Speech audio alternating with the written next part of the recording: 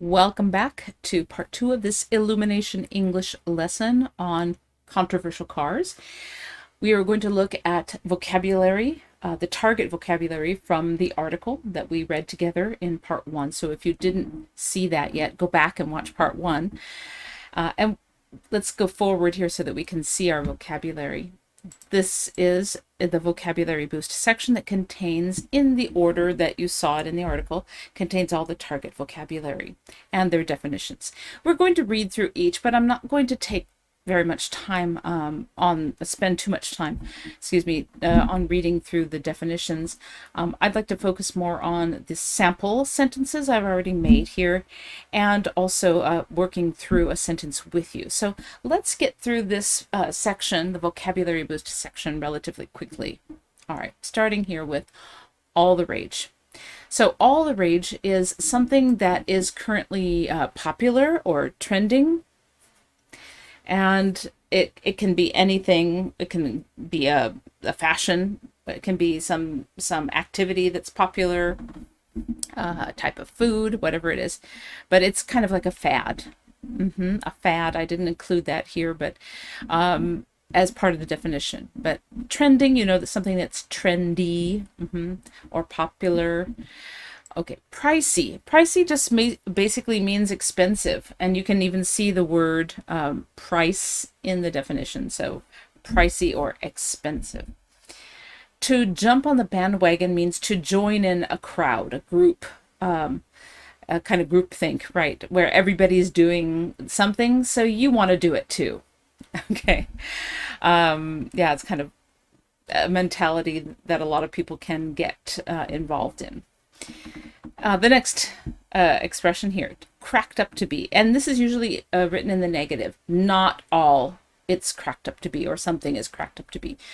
So cracked up it means to be to have the reputation, or to be said. Something is said to be, or reputed to be, right? But and again, it's the negative usually. It usually isn't. And we'll see that in a sentence over here in a minute. Deterioration is just the process of wearing out. Things wear out over time. They decline, decay. Those are some good synonyms. Conventional energy are forms of energy which have been around for a long time. Things like coal, petroleum, natural gas. Even nuclear energy is considered a form of conventional energy. Depletion refers to the running out of something. So deterioration is wearing out. Depletion is running out. So that's when the amount of something is reduced. So number or quantity is reduced. Things like natural resources, right? Depletion of natural resources, or could be food supplies or anything.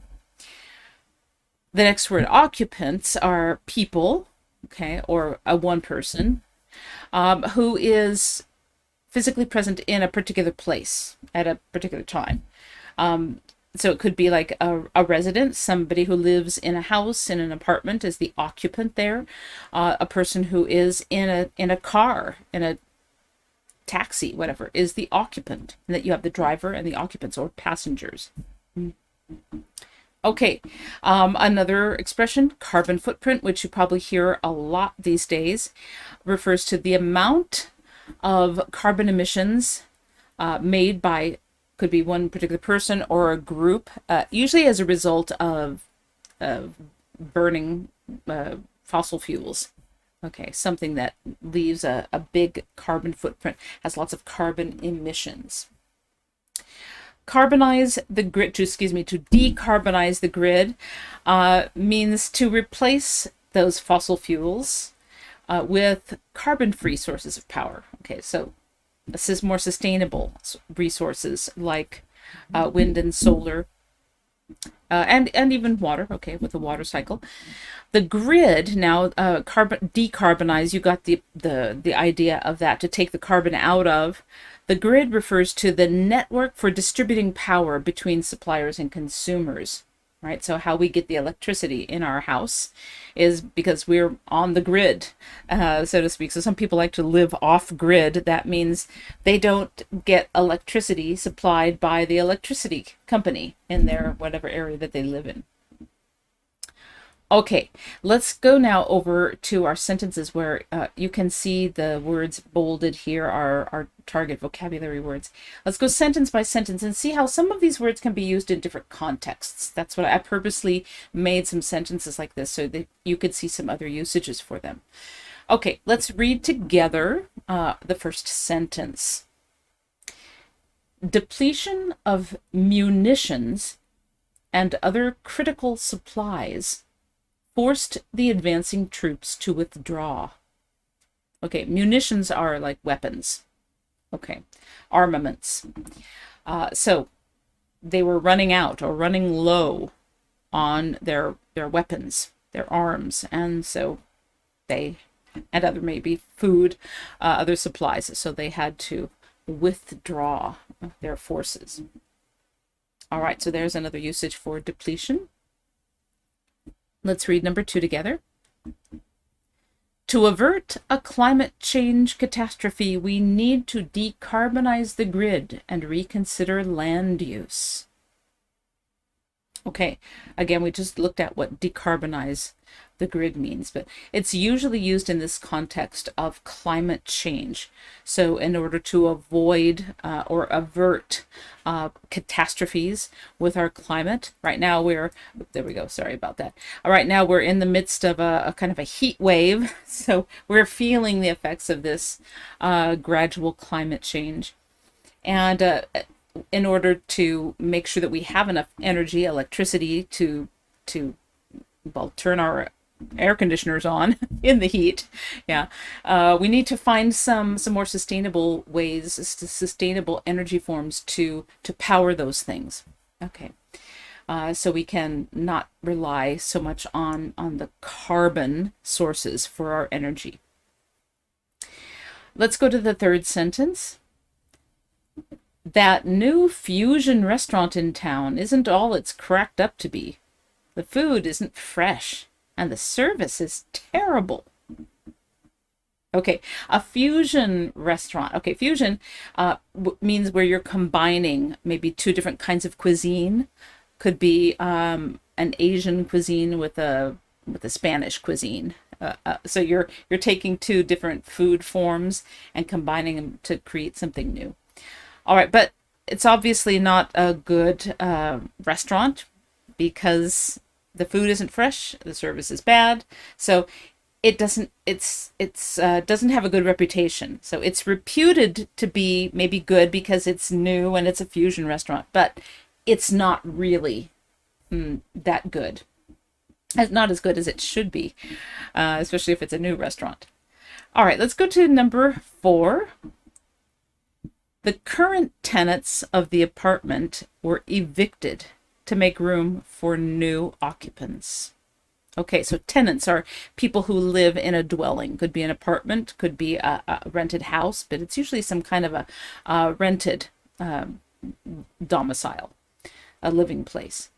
Were evicted. To be evicted means kicked out. Maybe they couldn't pay their rent or something happened that they were ejected. They were forced to leave to make room for new occupants. Okay, there are the people living there, the residents. All right, now we're going to go on to making our own sentence. We're going to go first make a simple sentence, and then we're going to I'm going to talk you through the steps to making a complex sentence where we're combining dependent clauses with independent clauses. So let's first get our text box going here. All right, I've got that. Okay, we're going to make a simple sentence, first of all, using the expression here, all the rage, right? Something that's trendy or popular. Okay, so let's get our text box going again. And we have to think first of something, right, that is trending. So I tried to think of something this summer, especially I noticed. It's a fashion trend. I noticed all the young girls are wearing these really short shorts. Okay, you have to have nice legs, okay, to wear short shorts.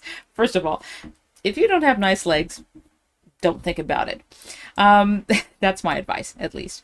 Okay, so I'm gonna say the thing that's trending or that's all the rage. So, so I'm just this is gonna be a simple sentence. So here's the subject: short shorts. I need a verb. Are. Oops, there we go.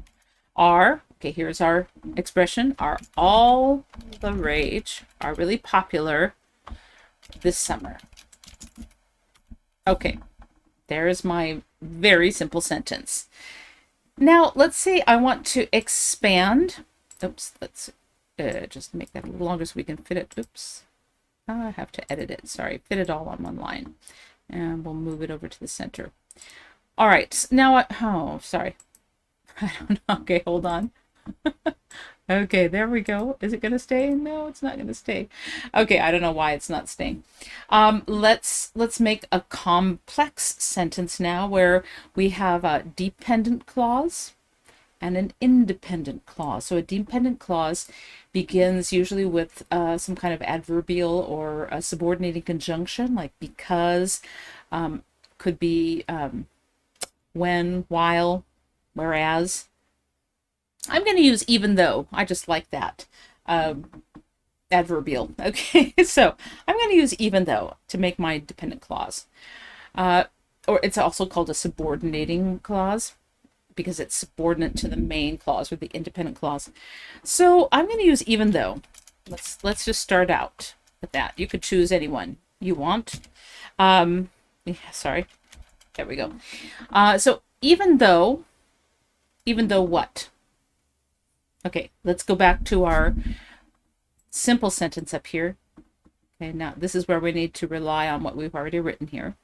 So even though this is the case, even though short shorts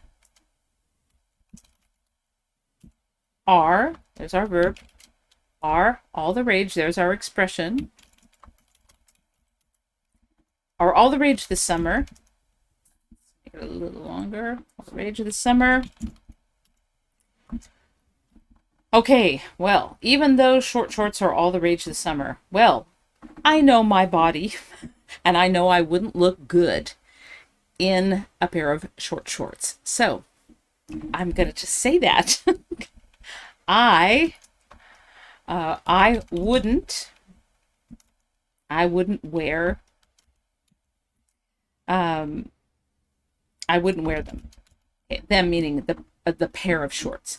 I wouldn't wear them. Now, I could just end the sentence here and put a period. That would be fine. That's a complex sentence. Okay, we've got I wouldn't wear them. There's our independent clause. I could, though, extend it a little further to say why I wouldn't wear them. Okay, because somebody might ask me, well, why not? Okay, well, I can just answer it. I wouldn't wear them. So why? Because that's the word we use for answering things. Because. Here's the reason. Because I don't have nice legs. Okay, good. There we go. Okay. And there's our, so we've actually got two dependent clauses here. This one. Now, another thing to keep in mind when you're making your sentence, if you put the dependent clause or the subordinating clause at the beginning of the sentence, it has to be followed by a comma before the independent clause. Okay. You could rearrange this sentence in different order. Okay, I could also say, because I don't have nice legs, I wouldn't wear short shorts, even if they are all the rage. Okay, so I could change the order. Well, I could just type that too. Let's do it together. Let's move this up first. Okay. I'm going to just move this up a little bit. Okay, so I'm going to change the order of the clauses here. Because oh, sorry, I might make that longer. There we go. Because I don't have nice legs. Again, I'd have to put a comma because that's a dependent clause. I wouldn't wear short shorts. I need to stretch that out a little bit. Okay. I wouldn't wear short shorts. Okay, well, I could say this summer, or I could, or leave it out. I wouldn't wear short shorts, even though they are all the rage. Oops. And I could put this summer here. This summer.